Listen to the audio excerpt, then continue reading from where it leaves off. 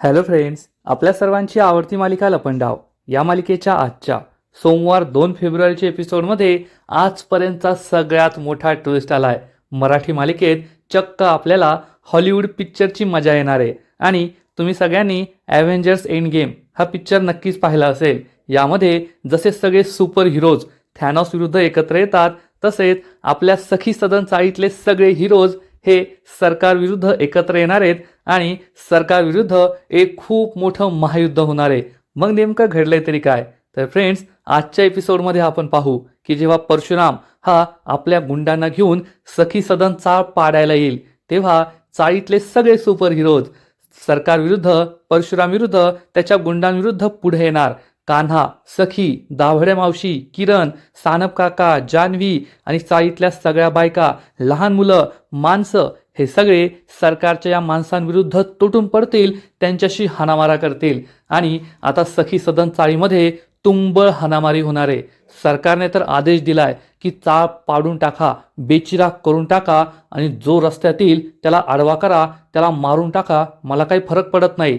म्हणजे चाळीतली माणसं आणि हे गुंड यांच्यात आता आरपारची लढाई होणार आहे. मग या लढाईत कोण जिंकणार? चाळीतली माणसं की मग सरकारचे हे गुंड? कोणाचा जीव तर जाणार नाही ना? हे सगळं पाहण्यासाठी, हे सगळं जाणून घेण्यासाठी हा व्हिडिओ शेवटपर्यंत नक्की पहा. फ्रेंड्स, आजच्या एपिसोडच्या सुरुवातीला सरकारच्या रूममध्ये मेडिकल ऑफिसर उभा असतो आणि सरकारने त्याला सांगितलेलं असतं की मी चाळीतील सगळ्या लोकांची घरं स्वतःच्या नावावर करून घेतली आहेत. हे ऐकून मेडिकल ऑफिसर खूप चिडतो आणि म्हणतो, हा तर गरिबांवर अन्याय, तुम्ही जे काही केलंय ना ते खूप चुकीचं केलंय आणि मी तुमचं सत्य सगळ्यांना सांगणार, तुमचा खरा चेहरा चाळीतील सगळ्या लोकांसमोर आणणार, मी हे होऊ देणार नाही. सरकार त्याला म्हणते, अरे थांब थोडा, तुझा उत्साह खूपच ओसंडून वाहतोय, आधी हा व्हिडिओ पहा, मग तुझा उत्साह थोडा शांत होईल. आणि मग ती या मेडिकल ऑफिसरला एक व्हिडिओ दाखवते. या व्हिडिओमध्ये त्याला दिसतं की तो स्वतः चाळीतील सगळ्या लोकांच्या या कागदपत्रांवर सह्या घेतोय.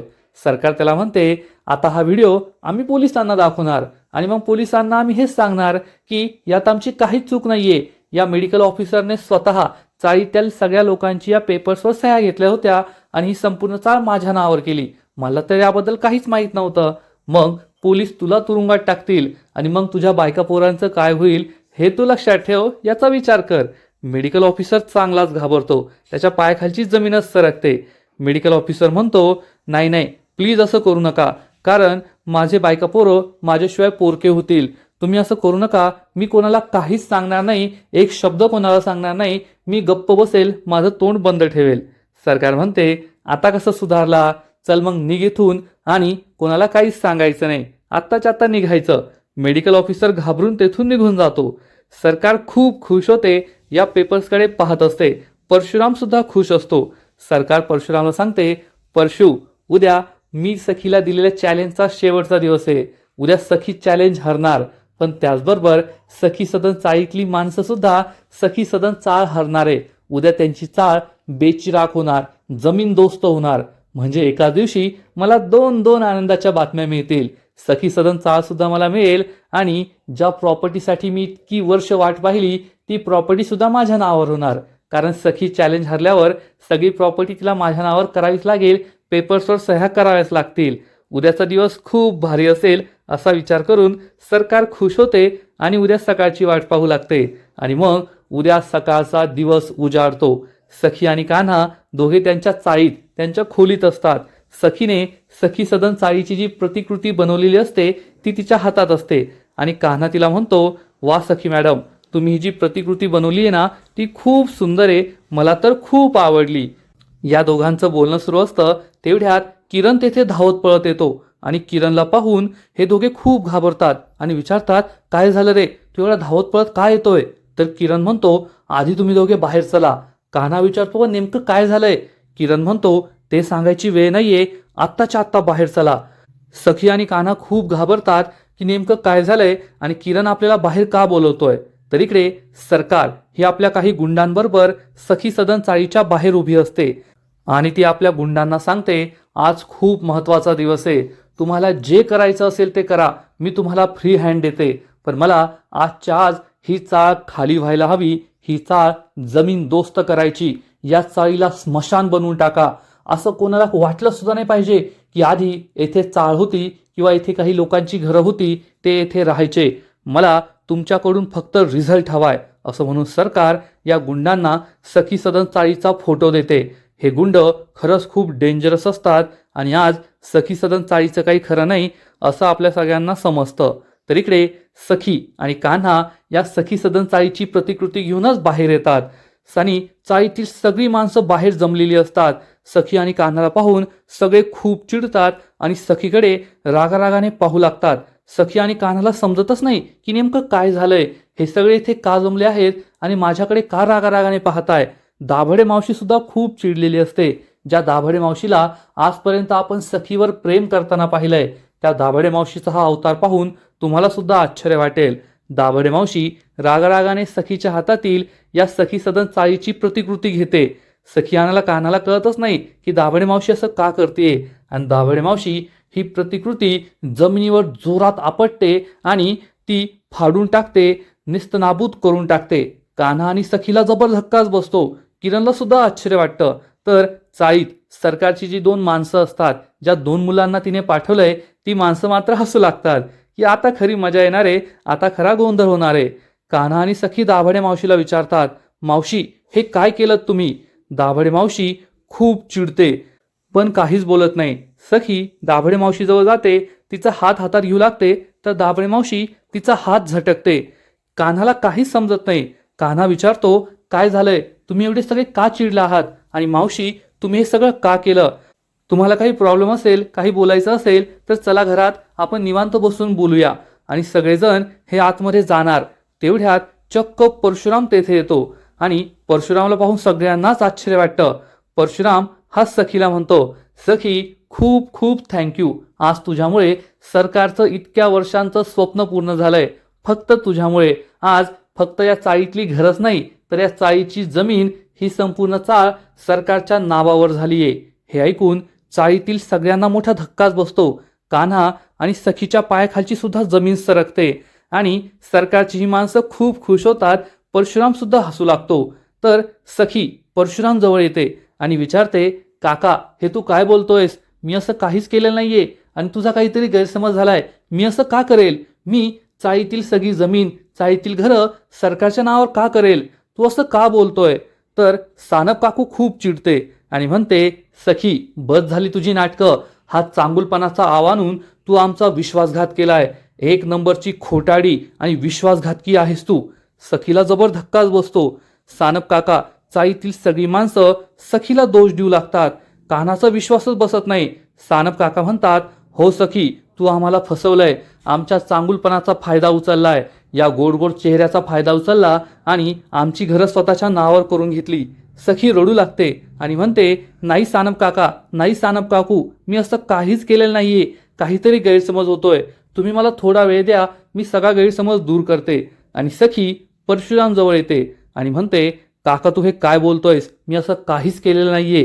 तर परशुराम सखीला या पेपर्सची फाईल दाखवतो आणि म्हणतो, सखी आता बस झाली नाटकं. हे पहा, तूच तर या सगळ्या पेपर्सवर सह्या घेतल्यात ना. सखी ही फाईल पाहते आणि तिला जबर धक्काच बसतो. कान्हा सुद्धा हे पाहत असतो. सखीचा विश्वासच बसत नाही की चाळीतील सगळ्या माणसांची घरं सरकारच्या नावावर झाली आहेत. परशुराम खूप खुश होतो. चाळीतली माणसं खूप घाबरलेली असतात. कान्हा सखीजवळ येतो आणि हे पेपर्स पाहतो. तेव्हा कान्हाला दिसतं, हा तर तोच कागद आहे जो मी दाभडे मावशींची सही घेऊन सरकारला दिला होता आणि त्याबरोबर चाळीतल्या सगळ्या माणसांची एनओसी सुद्धा आहे की ते आपली जमीन, आपलं घर सरकारच्या नावावर करताय आणि त्यांची काहीच हरकत नाहीये. कान्हाला जबर धक्काच बसतो. ही सगळी कागदपत्र, या एनओसी सरकारकडे कशा गेल्या हाच प्रश्न त्याला पडलेला असतो. तर इकडे सरकार हे आपल्या गुंडांना सांगते, आज माझ्यासाठी खूप महत्त्वाचा दिवस आहे. आजच्या आज त्या चाळीचं स्मशान व्हायलाच पाहिजे. सखी सदन चाळा नाही तर सखी सदन स्मशान असं त्या जागेचं नाव व्हायला हवं. येथे कुणी राहत होतं, कोणाची घरं होती, हे आज नंतर कोणालाही कळायला नको. एकही नामोनिशान तेथे राहायला नको. निघा आता. आणि हे सगळे गुंड तेथून निघून जातात. सरकार खूप खुश होते. तर इकडे परशुराम कान्हाच्या हातातून ही कागदपत्रांची फाईल हिसकावून घेतो आणि सखी चाळीतील सगळ्या माणसांना समजवण्याचा प्रयत्न करते. मला कळतच नाहीये हे कसं झालं. मी तर तुमची मेडिकल क्लेमची पॉलिसी काढत होते, त्या कागदपत्रांवर मी सह्या घेतल्या होत्या. मग या प्रॉपर्टीच्या तुमच्या घराच्या पेपर्सवर कशा सह्या आल्या हे मला माहीतच नाहीये. तर दाभडे मावशी सखीला म्हणते, सखी बस कर तुझी नाटकं. तू आमच्या विश्वासाचा गैरफायदा घेतलाय, तू आमचा विश्वासघात केलाय, तू आमच्याबरोबर असं करशील हे मला कधीच वाटलं नव्हतं. तू खोटाडी आहे, अगदी तुझ्या आईसारखी आहे, तुझ्या आईचीच प्रतिकृती आहे. जशी सरकार तशी त्याची मुलगी. सखीला जबर धक्काच बसतो. सखी दाभडे मावशीला समजवण्याचा प्रयत्न करते, मावशी काहीतरी गैरसमज होतोय. तर चाईतली दुसरी माई म्हणते, ए सखी गप्प बस, तू ना तुझ्या मावशीसारखी आहे. काही दिवसांपूर्वी तुझ्या मावशीने आमच्या लहान मुलांचा जीव घेण्याचा प्रयत्न केला होता, त्यांना गोळ्यातून विष दिलं होतं. मी तर म्हणते तो सुद्धा तुझा प्लॅनच होता, तू हे सगळं जाणून बुजून केलं होतं. सखीला खूप वाईट वाटतं. जान्हवी म्हणते, हो सखी, तू आमचा विश्वासघात केला, हे चांगलं नाही केलं. तू तर आता आमची घरच हिसकावून घेतलीये, आम्हाला रस्त्यावर आणलंय. सखी म्हणते, जान्हवी तू तरी माझ्यावर विश्वास ठेव, मी असं काहीच केलं नाहीये. मी असं का करेल? मी सरकारसारखी नाहीये. मी तुमच्या सह्या मेडिकल क्लेमवर घेतल्या होत्या, या कागदपत्रांवर नाही, प्रॉपर्टीच्या पेपर्सवर नाही. तर चाळीतली जी 2 मुलांना सरकारने पाठवलंय ते म्हणतात, तुम्ही सगळे चाळकरी ना 1 नंबरचे मूर्ख आहात, मूर्ख. तुम्हाला आम्ही सांगत होतो की या जगात कुणीही फायद्याशिवाय काहीच करत नाही. एवढ्या श्रीमंत आईची मुलगी, सरकारची मुलगी ही सखी या चाळीत येऊन राहते. नक्कीच काहीतरी तिचा हेतू असेल, हे मी तुम्हाला सगळ्यांना सांगितलं होतं, पण तुम्ही कुणीच माझं ऐकलं नाही. चाळकऱ्यांना हे सगळं आठवतं आणि हे मुलं खरं बोलताय हे त्यांना पटतं. सानप काकाला आठवतं की जेव्हा 1-2 दिवसांपूर्वी ते कॅरम खेळत होते, तेव्हा या मुलांनी सांगितलं होतं, ही कॅरमची गोटी आहे, हिला 2 बाजू आहेत, ही एक बाजू ही दुसरी बाजू, आणि दुसरी बाजू नेहमी लपलेली असते. तसं सखीने आपली दुसरी बाजू लपवून ठेवलीये. सानप काकाला हे आठवतं आणि कान्हा खूप चिडतो आणि या 2 सरकारच्या मुलांच्या अंगावर धावून जातो. तर सानप काका चिडून म्हणतात, ए कान्हा, तू त्यांच्या अंगावर कशाला धावून जातोय? ती मुलं खरं बोलताय आणि हा सगळा सखीचा डाव होता. काल रात्री जेव्हा सखी आमच्या मुलांबरोबर ट्रूथ ऑर डेअर खेळत होती, तेव्हा मुलांनी तिला विचारलं होतं, तुझ्या मनात एखादं सिक्रेट आहे का?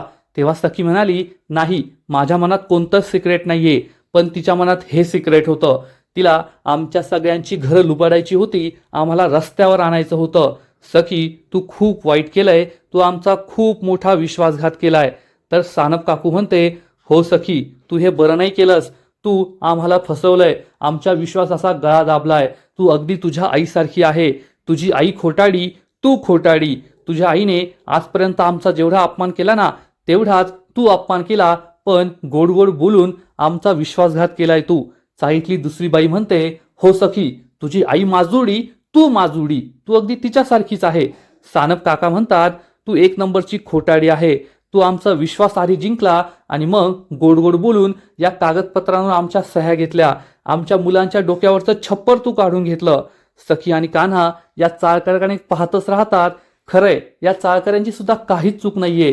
ज्यांचं राहतं घर गेलंय, आता कोठे राहायचं, काय करायचं हा प्रश्न या चाळकऱ्यांसमोर आहे. मग सखीला कुणी फसवलं, सरकारने की आणखी कुणी, या गोष्टीचा त्यांना काही फरक पडत नाही. तर ते फक्त आपलं फ्रस्ट्रेशन काढताय, आपला राग काढताय आणि सखी आणि कान्हाला हे ऐकूनच घ्यावं लागतं. दाभडे मावशी सुद्धा सखीला म्हणते, सखी, तुझं रात्रभर माझ्यासाठी जागणं, माझ्यासाठी एवढी काळजी करणं, हे सगळं तुझं नाटक होतं. मी तुला माझी नात मानायची, नात, पण तुझ्या मनात कोणतंच नातं नव्हतं. तुझ्या मनात फक्त स्वार्थ होता, स्वार्थ. तू अगदी तुझ्या आईसारखी आहे, तुझ्या आईची प्रतिकृती आहे, सरकारची मुलगी आहेस. तू हे आज सिद्ध करून दाखवलंय. दाभडे मावशींचे हे बोल ऐकून सखीला खूप वाईट वाटतं आणि ती रडू लागते. कान्हाला सुद्धा वाईट वाटतं. तर चाळीतली दुसरी बाई म्हणते, सखी, आमच्या लहान मुलांनी तुला दीदी मानलं होतं, तुला दीदी म्हणून म्हणून ते थगत नव्हते, तुझ्यावर किती विश्वास ठेवायचे, आणि आज त्याच लहान मुलांच्या डोक्यावरचं छप्पर तू काढून घेतलंय. आता ती मुलं कुठे राहणार, काय करणार, याचा विचार केला का तू? सानप काका, दाभडे मावशी, चाळीतली सगळी माणसं सखीला दोष देत असतात आणि तिला जाब विचारतात, सांग सखी, तुझा हेतू काय होता? तू हे सगळं का केलं? आम्हाला का फसवलं? का आमचा विश्वासघात केला? आणि सखी ही त्यांना काही सांगण्याचा प्रयत्न करत असते. ती सगळ्यांकडे पाहत असते, पण सगळी माणसं तिला एकानंतर एक प्रश्न विचारत असतात. प्रश्नांची सरबत्ती करत असतात आणि सखीकडे कोणत्याही प्रश्नांचं उत्तर नसतं. सखी ढसाढसा रडू लागते, त्यांच्यासमोर हात जोडते आणि हे पाहून सरकारची माणसं आणि परशुराम खूप खुश होतात. सखी म्हणते, मी काहीच केलं नाहीये, तुम्हाला फसवलं नाहीये. तर सानप काका म्हणतात, हे मगरीचे अश्रू ढाळू नको. सानप काकू म्हणते, तुझा खरा काय हेतू होता तो सांग आम्हाला, तू येथे कशासाठी आली होती. सखीला खूप वाईट वाटतं. ती आपल्या कानांवर हात ठेवते. सगळी माणसं तिला जाब विचारत असतात, खरं बोल, खरं बोल, खरं बोल. आणि सखी जोरात ओरडते, सांगते, या चाळीत माझा येण्याचा हेतू एकच होता, माझ्या आईने सरकारने दिलेलं चॅलेंज पूर्ण करण्याचं. आणि मी सरकारसारखी नाहीये. माझ्या आईने मला चॅलेंज दिलं होतं की 30 दिवस माझा एकही पैसा न वापरता सखी सदन चाळीत राहून दाखव. आणि तेच चॅलेंज पूर्ण करण्यासाठी मी येथे आले होते. हे ऐकून चाळीतील लोक आणखीनच चिडतात आणि म्हणतात, म्हणजे हा तुझा हेतू होता का? याचा अर्थ तू आमच्या प्रेमाचा फायदा करून घेतलास आणि येथे राहायला आलीस. सखी, किती मोठी खोटाडी आहेस तू. तू आमच्या विश्वासाचा, आमच्या प्रेमाचा फायदा स्वतःचा हेतू पूर्ण करण्यासाठी येथे आली होती. आणि हे सगळं ऐकून दाभडे मावशीला चक्करच येऊ लागते. दाभडे मावशी खाली कोसळणार. सखी खूप घाबरते आणि त्यांच्याकडे जाऊ लागते.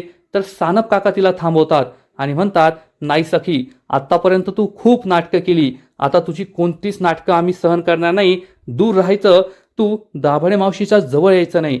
तर दाभडे मावशी म्हणते, हो सखी, आत्ता मला कळतंय, तू फक्त आमच्या प्रेमाचा फायदा तुझा हेतू पूर्ण करण्यासाठी, तुझं चॅलेंज पूर्ण करण्यासाठी केला. आत्ता मला कळतंय, लग्नानंतर तू सखी सदन साईत का नाही आली, स्वतःच्या बंगल्यावर का गेली होतीस? कारण तुला तेथे जाऊन सगळ्यात आधी हा सगळा प्लॅन बनवायचा होता. तू तुझ्या आईबरोबर, सरकारबरोबर मिळून हा सगळा प्लॅन बनवला की ही चाळ कशी स्वतःच्या हातात घ्यायची, घरं कशी स्वतःच्या नावावर करून घ्यायची. प्लॅन बनवला आणि मग तू येथे राहायला आली. आणि हे चॅलेंज वगैरे सगळी तुमची नाटकं आहे हे आम्हाला आता चांगलंच कळतंय.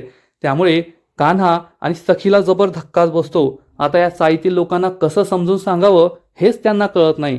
आणि त्याच वेळेस सरकारने जी माणसं पाठवलेली असतात चाळीला बर्बाद करण्यासाठी, तिला जमीनदोस्त करण्यासाठी, तेथे टेम्पोमध्ये पोहोचतात. ही सगळी माणसं खाली उतरतात. तर त्यांच्या हातामध्ये मोठे मोठे फावडे, कुदार, पहार हे सगळं असतं. आणि हे पाहून कान्हा, सखी, चाळीतली माणसं खूप घाबरतात. ही माणसं परशुराम जवळ येतात आणि विचारतात, साहेब, करायची का सुरुवात? 2 तासामध्ये सगळी चाळ पाडून टाकतो. कान्हा, सखी, दाभडे मावशी, चाळीतील माणसांना जबर धक्काच बसतो. सगळे खूप घाबरतात, रडू लागतात आणि म्हणतात, पाहिलं का सखी, आज तुझ्यामुळे काय होतंय? आज आम्ही सगळे बेघर होणार आहोत. तुझ्यामुळे आमच्या डोक्यावर छप्पर राहणार नाहीये. सखी, तू हे खूप वाईट केलंय. तू असं वागशील आम्हाला वाईट माहीत नव्हतं. तू आमचं आयुष्य बर्बाद केलंय. सखी खूप दुःखी होते आणि म्हणते, कुणीही पुढे यायचं नाही. एक जण जरी पुढे आला ना तर माझ्याशिवाय वाईट कुणीही असणार नाही. आणि सखीचा हा अवतार पाहून हे गुंड चक्क फिदी फिदी हसू लागतात आणि घाबरल्याचं नाटक करतात. हु, मॅडमचा आवाज किती डेंजर आहे. मॅडमचा आवाज ऐकून आम्ही खूप घाबरलोय. हे कुणी पुढे येऊ नका बरं का, नाहीतर मॅडम तुम्हाला मारून टाकतील. आणि हे ऐकून सगळे गुंड जोरजोरात हसू लागतात. सखीला समजतं की हे गुंड आपली चेष्टा करताय. चाळीतील सगळे लोक घाबरलेले असतात. सखी चिडून म्हणते, तुम्ही ना असं नाही ऐकणार, आता तुम्हाला माझं खरं रूप दाखवते. असं म्हणून सखी एक धोपटणं घेऊन येते आणि ते धोपटणं अशी हातात पकडते आणि म्हणते, कुणीही पुढे आलं ना तर त्याचा जीव घेतल्याशिवाय मी सोडणार नाही. आणि हे गुंड जे इतके प्रोफेशनल आहेत त्यांच्यासमोर सखी एखाद्या मुंगीसारखी आहे. ते काही सखीला घाबरत नाही. एक जाडा गुंड पुढे येतो आणि सखीला अशी टिचकी मारतो, तरी सुद्धा सखी ही दूर जाऊन पडते, एका गाडीवर जाऊन आदळते आणि तिच्या डोक्याला लागतं. तिच्या डोक्यातून रक्त वाहू लागतं. कान्हा सखीजवळ जातो. सखीच्या डोक्याला लागलंय, रक्त वाहतंय हे तो पाहतो आणि तो सखीच्या डोक्याला रुमाल लावतो. चाळीतील लोकांना क्षणभर वाईट वाटतं की सखी आपल्यासाठी लढत होती आणि तिला जखम झालीये, तिच्या डोक्यातून रक्त वाहतंय. दाभडे मावशी, सानप काकू यांना वाईट वाटतं.